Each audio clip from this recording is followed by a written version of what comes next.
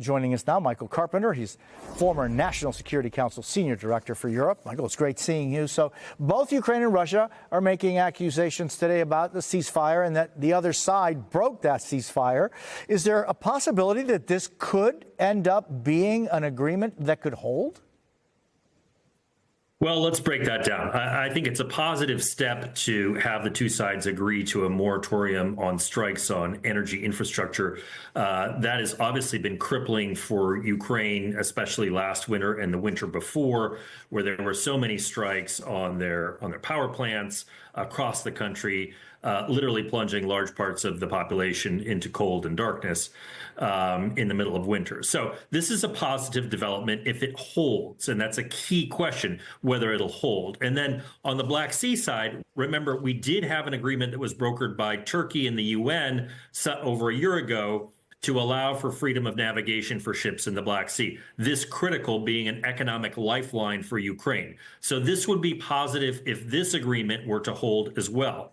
However, this is exactly why President Zelensky had the arguments that he did in the Oval Office about security guarantees and about Russia not being a trustworthy partner, because this war in some shape or form has been going on since 2014, and there have been any number, dozens of ceasefires that the Russian side has violated. And so it would not surprise me at all if they agreed to something and then that was immediately violated by the Russian side.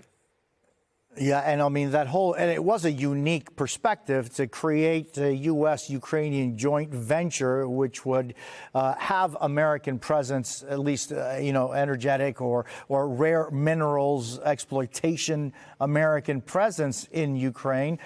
Barring that, Michael, what are some of the guarantees and the conditions that you think could be acceptable to both sides?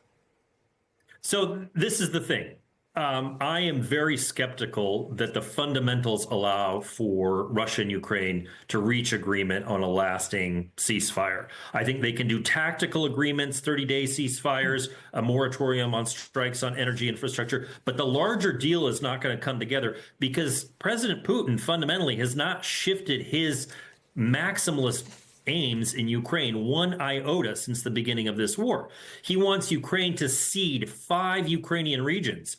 That would be like the United States ceding to an invading force 5 of our states to that invading country. And then he also wants Ukraine to pledge not to join NATO. And he wants an assurance that there will never be NATO country troops in Ukraine and a cap on the Ukrainian military. None of that will be acceptable to President Zelensky because he will rightly see that as capitulation.